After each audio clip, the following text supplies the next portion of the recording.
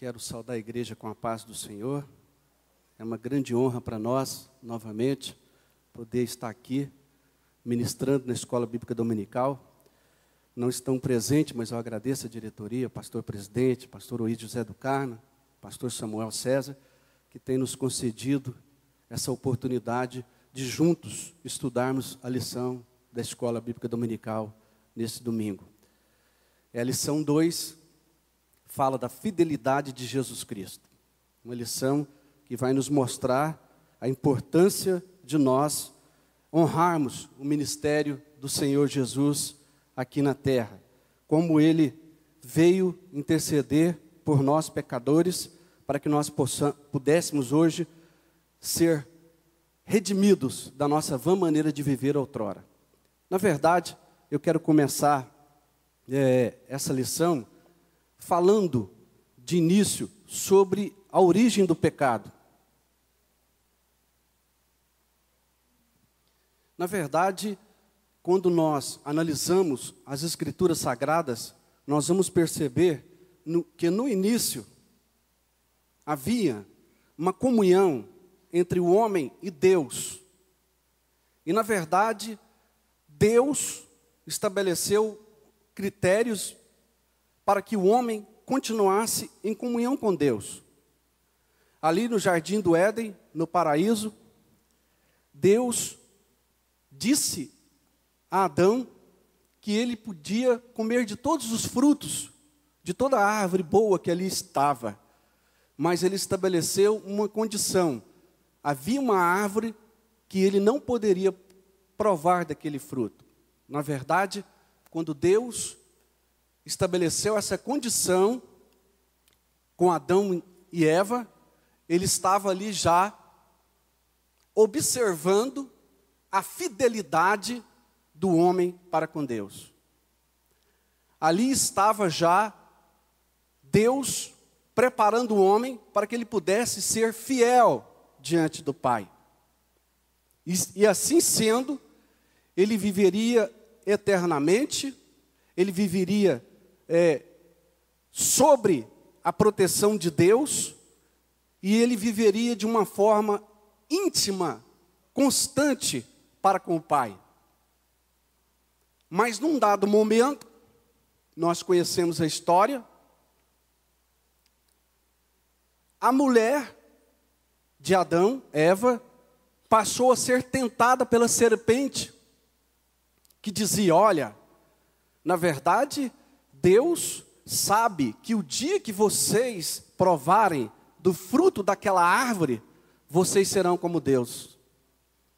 Vocês vão ser como Deus, vocês serão deuses. E ela começou então a tentar Eva, até que nós sabemos a história. Eva titubeou, provou do fruto proibido, e no mesmo instante também Adão veio e também provou do fruto. Naquele momento entrou na vida do homem o pecado original. O que é o pecado original? O homem já nasce herdando de Adão o pecado. O vírus do pecado foi colocado sobre a vida do homem. Ele passou então a ser um homem de caráter manchado.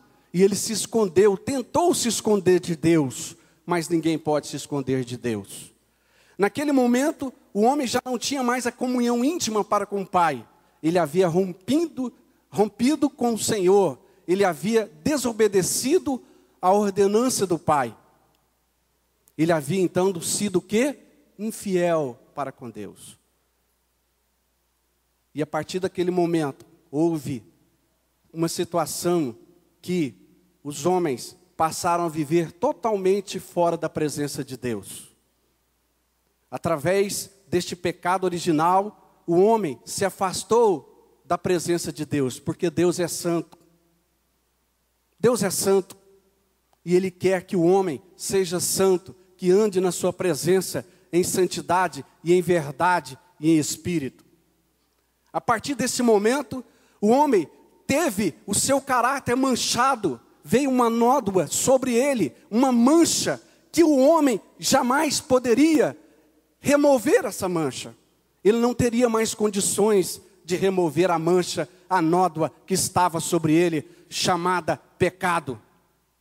Ele estava condenado a viver na perdição, a ser um homem condenado a viver, a ser morto, não ter mais vida, porque a vida passou dele a partir do momento que ele desobedeceu os princípios de Deus. Então, foi necessário que Deus enviasse o seu Filho amado, Jesus Cristo, para que ele pudesse então remover essa mancha que estava sobre o homem, sobre a humanidade. Jesus Cristo foi chamado para tirar essa nódoa, porque a Bíblia diz, e nós sabemos, no Salmo 49, versículo 8, seria impossível ao homem remover esta mancha pelo seu próprio esforço. Essa mancha se chama pecado. Nem com todo o dinheiro do mundo, todo o ouro, toda a prata, o homem jamais poderia redimir a sua alma. Ele estava condenado, mas Jesus veio para trazer esperança e trazer novidade de vida, para trazer novamente, estabelecer novamente a comunhão entre o homem e Deus. Aquilo que estava já determinado para a perdição, agora vem Jesus Cristo como homem. O Senhor envia o Filho dele, a segunda pessoa da Trindade Santa, para estar aqui na terra, viver como homem, enfrentar todas as dificuldades, todos os problemas, passar por todas as provações, saber o sofrimento humano, entender o que é viver como homem carnal, ser tentado, passar por situações adversas, enfrentar as angústias da vida. Jesus foi enviado pelo Pai para que ele pudesse então reverter essa situação que nós estávamos totalmente condenados. Jesus então veio para remover a mancha que estava sobre a humanidade, a nódoa. Por um homem entrou o pecado, Adão, mas por outro homem entrou a redenção, entrou a glória de Deus na nossa vida. E nós podemos dizer hoje que em Jesus Cristo, pelo seu sangue na cruz do Calvário, nós somos limpos e podemos dizer que estamos novamente em comunhão com o Pai. E Jesus foi fiel ao Senhor. Ele foi fiel porque, na verdade, ele teria que enfrentar situações complicadíssimas. Quando nós olhamos aqui para o comentário da revista da Escola Dominical, ele veio na encarnação, ele se encarnou como homem para colocar o plano da salvação da humanidade diante de Deus. E quando ele então se encarna como homem, ele passa a viver todas as dificuldades, todos os problemas, todas as necessidades que nós homens sentimos. Quando eu digo nós homens, incluo as mulheres. Ele passou a sentir então que era necessário uma nova situação na vida do povo de Deus. E ele veio comunicar a verdade do Pai. Ele veio trazer a verdade do Pai para aqueles que estavam já condenados pelo pecado original. Ele veio trazer naquela sociedade, naquela época, e está hoje porque a sua obra continua eternamente. Ele veio trazer para nós como nós devemos nos portar para remover a mancha do pecado sobre as nossas vidas.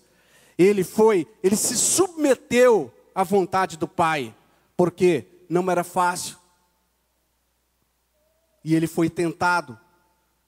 O inimigo, Satanás, tentou de todas as formas dissuadi-lo de ir à cruz.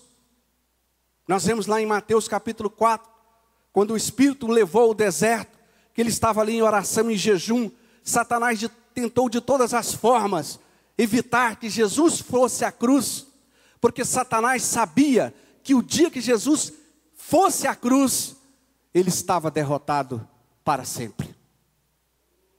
A derrota de Satanás estava em Jesus ir à cruz. Por isso, ele vai fazer de tudo. Ele vai fazer com que, de todas as situações, para que Jesus não fosse à cruz. Cruz era um lugar de vexame, era um lugar de humilhação. Na cruz era colocado os piores criminosos daquela sociedade, da época, daquela comunidade. Aqueles homens abomináveis eram colocados na cruz. E Jesus era um cordeiro imaculado, o cordeiro que tira o pecado do mundo. Era o cordeiro que não tinha pecado, não tinha culpa, mas agora ele estava se fazendo culpado, estava recebendo sobre si todos os nossos pecados, todos os nossos problemas, todas as nossas dificuldades, todas as nossas enfermidades, todos os nossos problemas, ele estava trazendo sobre ele para levar na cruz e vencer de vez o pecado. Quando nós estudamos sobre o pecado original, que o homem já nasce propenso ao pecado, nós também estudamos o pecado pontual. É quando o homem já tem consciência do pecado e ele continua no mundo do pecado. Continua fazendo as coisas que não agradam a Deus, andando fora da presença de Deus, agindo dissolutamente, não observando os mandamentos da palavra de Deus, a doutrina do Senhor. Quando nós analisamos essas situações, nós vamos ver que os homens continuam cada vez mais arredios à palavra de Deus. Quando nós olhamos para a comunidade, para a sociedade, nós percebemos que o homem continua resistindo à obra do Senhor. Quando Jesus olhou para a humanidade, ele viu que os homens não mereciam. Que merecimento nós tínhamos para que Jesus se fizesse pecador por nós? Nenhum. Mas Deus é Deus de misericórdia. E ele olhou para a humanidade e ele viu que o homem estava sem esperança, que o homem estava condenado eternamente, e ele quis reverter esse quadro, porque Deus é um Deus longânimo, é um Deus benigno, é um Deus misericordioso, e ele veio para entregar a nós as obras do bem. A humanidade estava pautada ao fracasso, estava pautada a não ter mais comunhão, e assim é o homem que está fora dos princípios da vida cristã. Que esperança há para aqueles que não aceitam Jesus como seu Salvador? É um homem que vive sem esperança. Por isso nós vemos uma sociedade cada vez mais violenta, porque as pessoas não têm esperança de mais nada.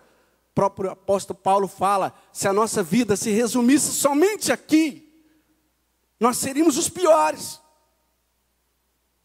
Mas nós não estamos aqui pensando somente na vida presente, mas nós estamos aqui porque cremos na vida eterna.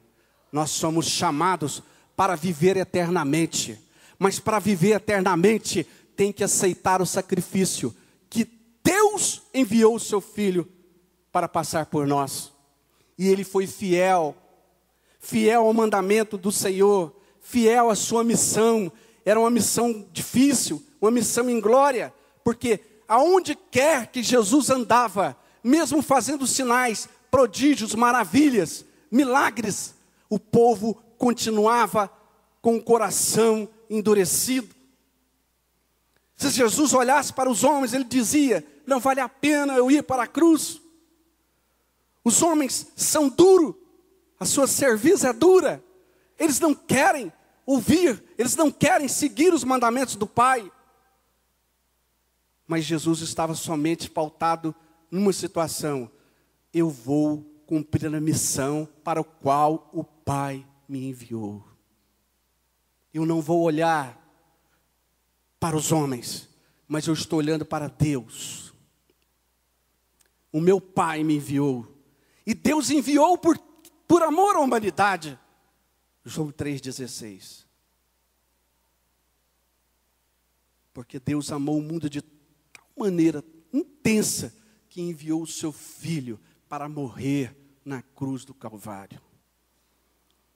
Pecado é errar o alvo, graça é favor imerecido. Nós não merecíamos. Nenhum homem, por mais santo que ele procure ser, ele tem merecimento. Não tem merecimento.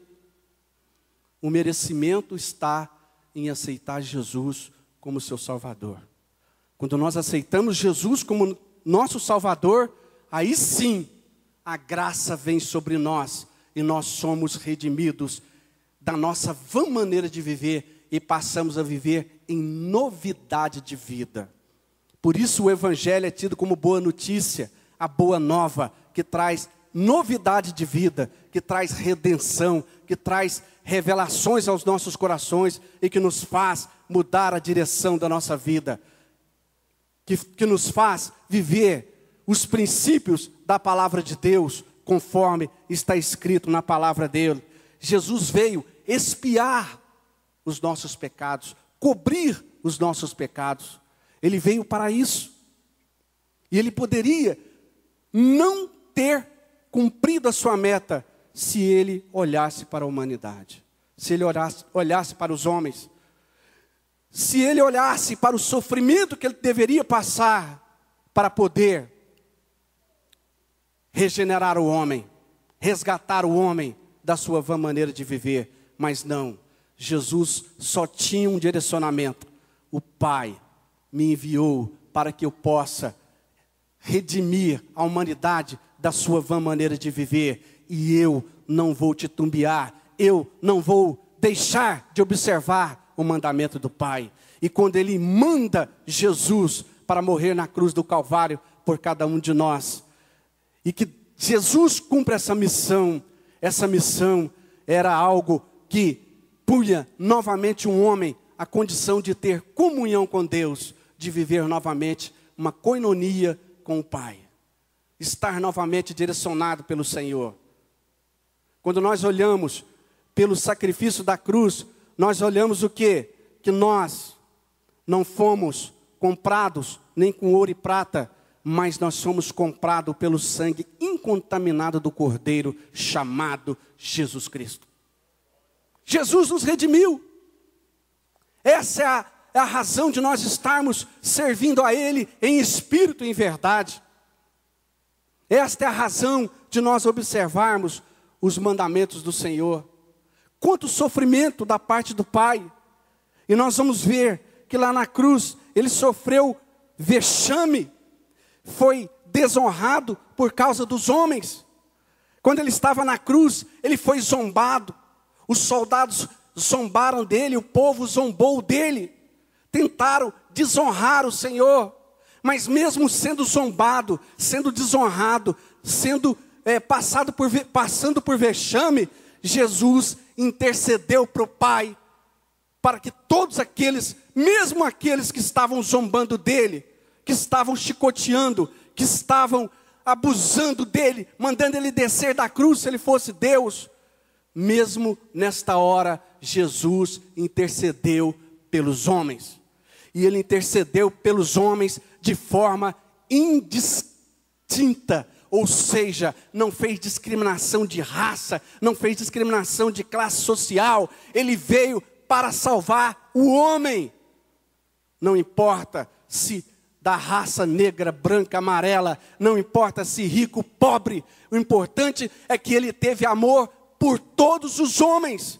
Jesus, quando ele olhou para os homens, ele não olhou o governador, o presidente, ele não olhou o miserável, ele olhou o homem. E todos carecem da glória de Deus. Todos pecados e estão destituídos da glória de Deus. Todos precisam ser renovados, redimidos, precisam ser trazidos de volta ao Pai. Foi assim que Jesus fez. Ele não olhou classe social de ninguém. E mesmo ali, quando ele estava na cruz, lugar de vexame, de vergonha, sendo desonrado, ele estava com um propósito fiel, cumprir a missão de Deus. E cumprir a missão de Deus era o quê? Interceder por todos os homens. E ele começa a interceder e dizer: Pai, perdoa todos eles. Eles não sabem o que fazem. Eles não sabem o que fazem. Mesmo sendo zombado, mesmo sendo achincalhado, apanhando, ele não olhou para eles, ele poderia mandar um anjo destruir a todos. Mas ele olhou para eles com misericórdia, com graça, porque a graça foi para todos. A graça é para todos. Ele teve misericórdia de todos, para que todos pudessem alcançar a salvação. O Evangelho de Jesus Cristo é salvação de almas. É buscar o homem da sua vã maneira de viver. E quando ele estava ali, na aparente derrota, ele mostrou obediência plena ao Pai. Por quê? Ele poderia dizer: o que adiantou estar aqui na cruz? Todos zombam de mim.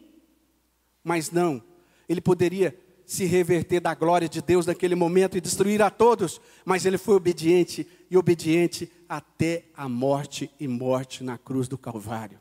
Porque ele deveria cumprir todo o mandamento do Pai.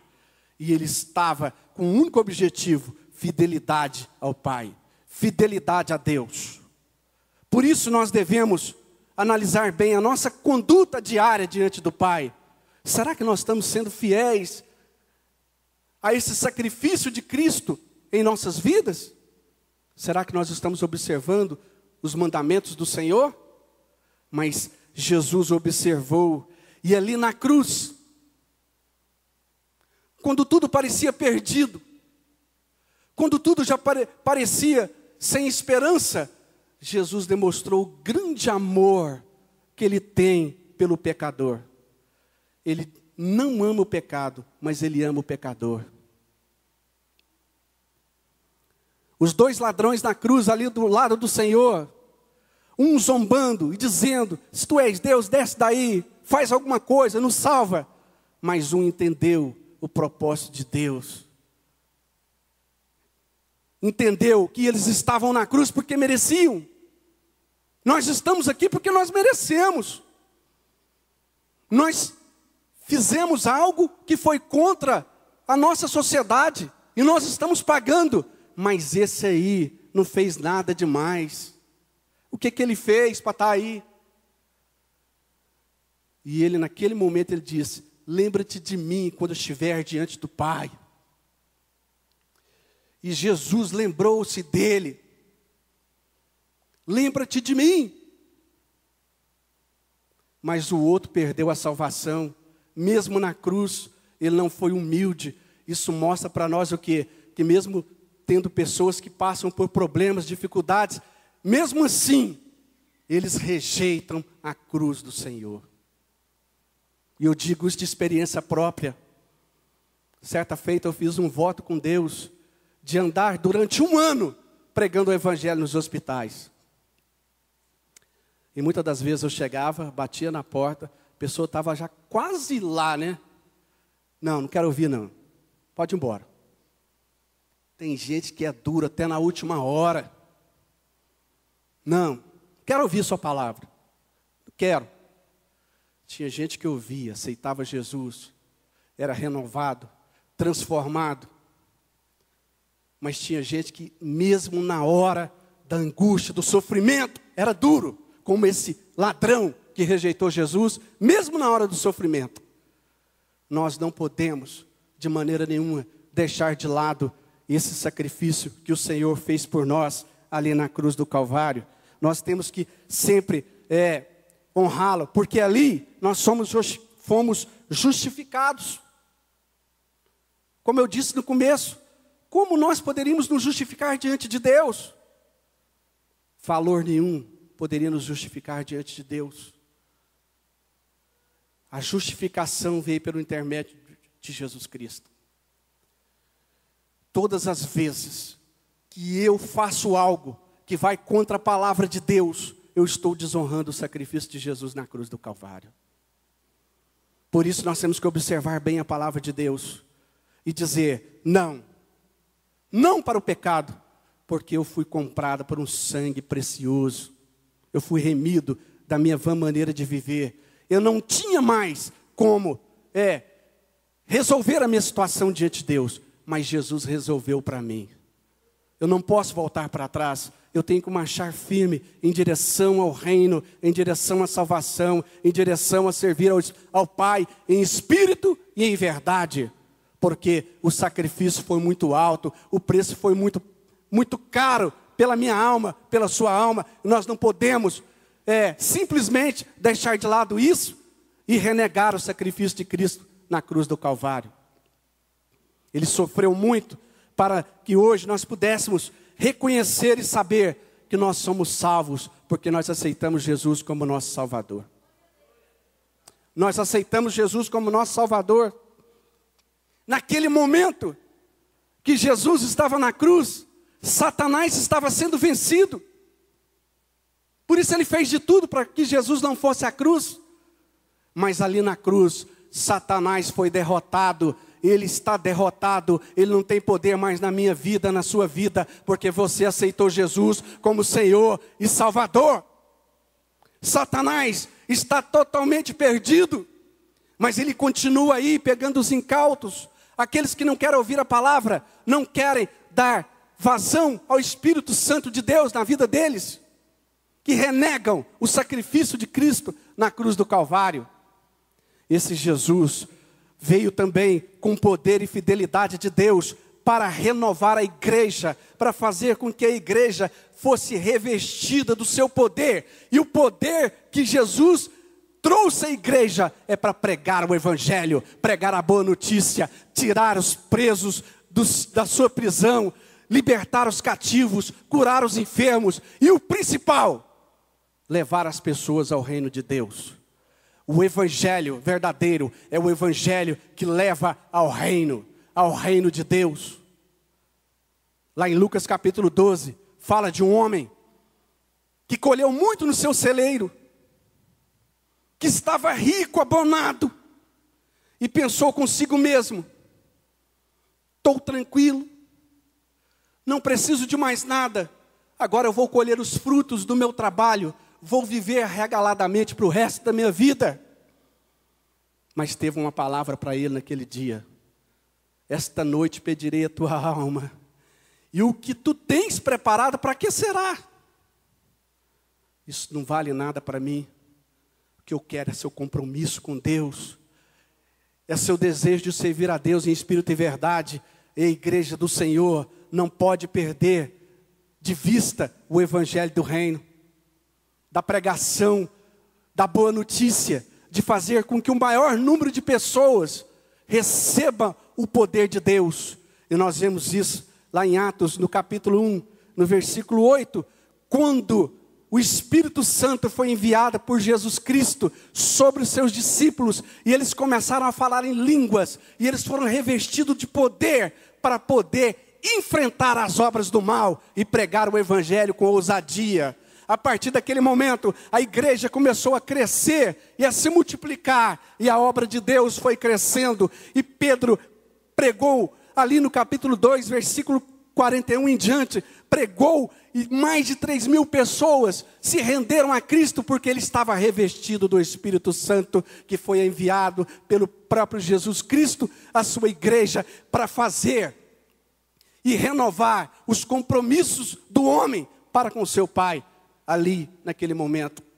A partir daquele momento, a igreja passou a ser perseguida, mas os discípulos tinham o poder de Jesus através do Espírito Santo, e eles não tinham medo. Mandavam eles para a cadeia, eles pregavam na cadeia, prendiam, eram assolados, mas eles continuavam pregando o evangelho, e eles foram se espalhando, e a igreja foi crescendo, foi sendo renovada, e o poder de Deus foi descendo sobre a igreja, e hoje nós estamos aqui.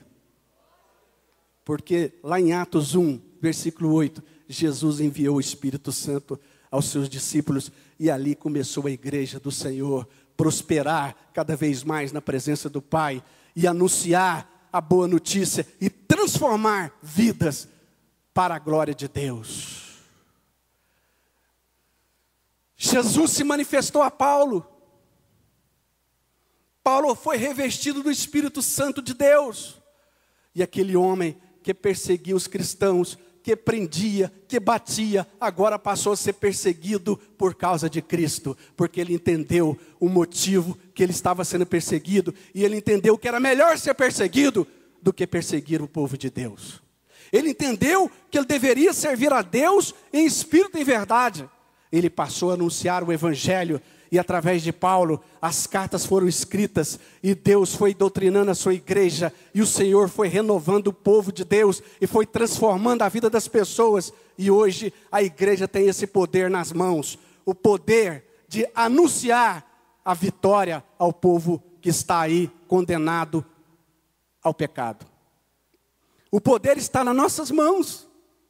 Jesus enviou o Espírito Santo, renovou a igreja, revestiu de poder, e ele zela pela igreja, ele tem zelado. Não adianta os políticos tentarem fazer leis, tentar fazer com que situações a igreja não possa prosperar. Quanto mais mexe, mais a igreja cresce, porque o Espírito Santo de Deus está sobre a igreja. Jesus é o dono da igreja, é o noivo da igreja, é aquele que está sobre nós, e cada vez mais nós podemos dizer: Jesus é o meu Senhor e Salvador.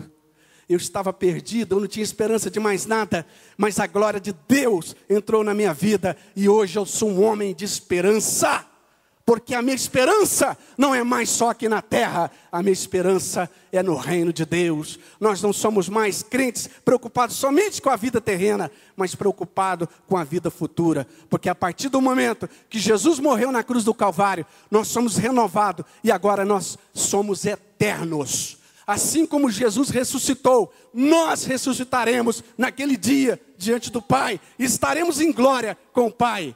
Vale a pena servir a Jesus, vale a pena andar na presença do Pai, vale a pena ser fiel, como Jesus foi fiel ao Pai, mesmo olhando para os homens, vendo que ninguém merecia nada, vendo que não valia a pena, mas ele disse: eu vou ser fiel ao meu Pai, eu vou cumprir a missão para a qual o Pai me enviou. O Pai quer que o homem seja redimido, o Pai quer que o homem seja transformado, o Pai quer que o homem volte novamente à comunhão com Ele, o Pai quer abolir o homem da escravidão chamada pecado, e eu vou cumprir o propósito do Pai. Jesus foi fiel, fiel até a morte, para cumprir o propósito de renovar o povo de Deus.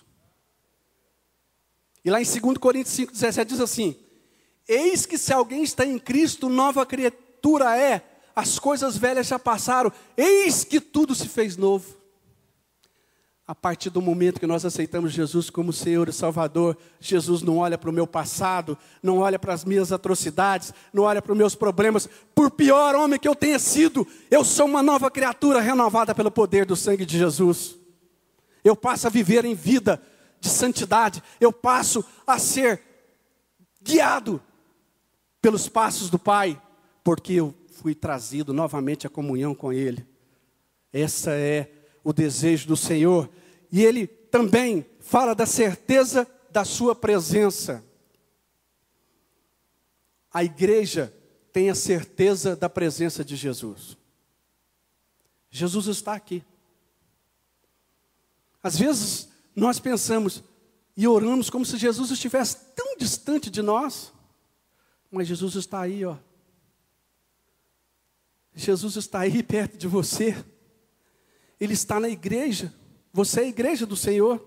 Ele está com você. Ele sabe os seus problemas. Ele sabe as suas dificuldades. Ele sabe as suas dores. Ele sabe todas as suas dificuldades. Mas Ele está com você. E Ele, vindo ao mundo como homem, sendo filho de Deus, mas tomando a forma de homem, Ele pôde e experimentou na vida dele o que é sentir dor, fome, sede, angústia. Ele sabe tudo o que você está passando. Ele é onisciente, onipresente, onipotente. Ele está olhando para o seu interior. E Ele está vendo. Ele vê um raio-x seu. Ele vê todos os seus problemas. Não pense que você está só. Jesus está com você. E saiba de uma coisa, quando você pensar, parece que a minha vida não tem sentido. Parece que não vale a pena viver. Lembra, Jesus pagou um alto preço na cruz do Calvário pela sua vida. Porque Ele não morreu para o doutor fulano. Ele morreu por cada homem, por cada mulher que aceita Jesus como Salvador. Você tem um alto preço. Quando você estiver pensando, eu não valo nada, eu não tenho esperança de mais nada, você vai lembrar, não, eu valo, eu sou redimido por Cristo, e eu fui comprado por um sangue incontaminado. Foi muito sofrimento na cruz do Calvário. Jesus sofreu por mim. Jesus sofreu por mim. Quando nós pensamos que tudo está perdido, Jesus olha para você e diz: há esperança para aquele que confia em Deus. Mateus 6,33 diz assim: buscai o reino de Deus em primeiro lugar e a sua justiça, e as demais coisas vos serão acrescentadas. Às vezes, nós ficamos tão preocupados com o nosso dia a dia, numa correria, vai de um lado para o outro, resolve um problema, faz aquilo, e nos esquecemos do principal: buscar o reino, buscar a justiça de Deus. Quando nós reservamos tempo para buscar o reino e a justiça de Deus, Ele cuida de todas as nossas situações. Aquelas situações que estão totalmente complicadas, Ele descomplica, porque Ele é um Deus que conhece todas as coisas. E Ele é poderoso, Ele tem poder para mudar situações. Não pense que você está desamparado. Jesus foi fiel, fiel até a morte de cruz. E Ele está com a sua igreja o tempo todo, preservando a sua igreja. Ele está revestindo a igreja de poder, e Ele está presente na igreja para fazer você uma nova vida diante de Deus. Amém? Coloque-se de pé. Nosso tempo não tocou o sinal, mas eu estou vendo ali que nós já estamos chegando ao final. Irmãos, esse sacrifício de Jesus por nós, de cruz, de vexame, de aparente derrota, na verdade significou obediência plena ao Pai. Alguém pode dizer: não, Ele foi derrotado. Não, pelo contrário, Ele justificou a cada um de nós quando Ele estava na cruz do Calvário. Alguém pode dizer: Ele perdeu. Não, quando Ele subiu na cruz e cumpriu todo o mandamento do Pai, toda a missão de Deus, Ele pisou na cabeça de Satanás para sempre. Satanás perdeu a batalha. Jesus venceu. Jesus é o nosso rei. Jesus é aquele que zela de cada um de nós. E Ele cuida de cada um de nós, cuida da sua igreja e tem cuidado de você por onde quer que você ande. Jesus é aquele que não esquece de nenhum dos seus problemas, porque Ele nos ama. Se eu fosse dar oportunidade para cada um testemunhar, são tantos testemunhos da glória de Jesus na vida das pessoas. Jesus tem renovado a vida das pessoas. Jesus tem feito obras tremendas. Na lição passada, eu comecei a contar um testemunho de um compadre do meu pai. Eles jogavam cartas e bebiam e gastavam o dinheiro da semana toda. E aí, durante a semana, a família sofria, porque gastava o dinheiro no carteado, nas bebidas. E depois não tinha dinheiro para fazer compras. Um dia meu pai chegou e disse: o Paulo não foi hoje. O que está acontecendo? Passou o outro final de semana. O Paulo não foi de novo. Eu tenho que ir lá na casa dele, ver o que está acontecendo. Que ele não foi. Não foi no carteado, não foi beber. Aí meu pai vai até a casa do Paulo e chega lá. O que foi que você não está indo mais no carteado? Você não está indo mais no bar? Jesus entrou na minha vida.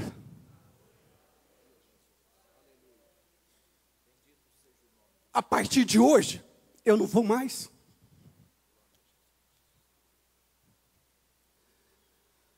A glória de Deus entrou na minha vida. Eu não vou mais. Jesus morreu na cruz por mim, eu não posso ir mais. E ele passou a viver em espírito e verdade na presença de Deus. Um ano depois, ele encostou na porta da nossa casa. Não tinha nem bicicleta, pastor. Vem ver o que Deus fez comigo. Quando nós saímos na porta da casa, era uma Belina 0 quilômetro, no plástico. Ele era pedreiro, Deus transformou ele num mestre de obras e começou a fazer ele pegar obras. E ele foi crescendo na obra de Deus e foi crescendo no ministério, porque também servia a Deus em espírito e verdade. E Deus foi prosperando ele e ele se tornou um homem próspero financeiramente e próspero na igreja, porque Deus transforma a vida daquele que o honra. E eu lembro que aquele homem lutou tanto com meu pai, com a minha mãe, para levar nós para a igreja. Tinha culto na casa dele, levava nós, mas meu pai e minha mãe endureciam. Mas até hoje eu lembro que aqueles hinos marcaram a minha vida. Mesmo depois de muitos anos, aqueles hinos entraram na minha vida. E eu não tive outra opção. Hoje eu sirvo a Deus em espírito e verdade. E o Paulo é pastor da Assembleia de Deus em Uberlândia. É pastor da Assembleia de Deus em Uberlândia. E Deus continua abençoando ele e toda a sua família, porque Jesus é fiel. Ele foi fiel até a morte de cruz. E ele é fiel para aqueles que o aceitam em espírito e em verdade. Oremos. Senhor nosso Deus e Pai, que nós possamos ser fiéis a Ti. Que nós possamos, Senhor, entender o Seu sacrifício ali na cruz do Calvário, como foi duro aquele sofrimento. Mas o Senhor passou por mim, por você, e hoje nós estamos aqui sabendo que há esperança para a igreja, porque nós somos comprados por um preço altíssimo, o sangue incontaminado do Cordeiro, chamado Jesus Cristo. Que a glória de Deus entre e desça sobre a vida de cada um hoje e agora. E que nós tenhamos, Senhor, força para honrar o seu sacrifício ali na cruz do Calvário. Nós te pedimos, ó Pai, em nome de Jesus. Em nome de Jesus. Amém. Agradeço a oportunidade, em nome de Jesus. Graças a Deus. Bom, Paulo Santana, o cantor Paulo Santana, adorando a Deus com hino, e nós continuamos na presença do Senhor. Após esse louvor, esse hino, eu quero devolver então ao pastor Samuel, que vai fazer aqui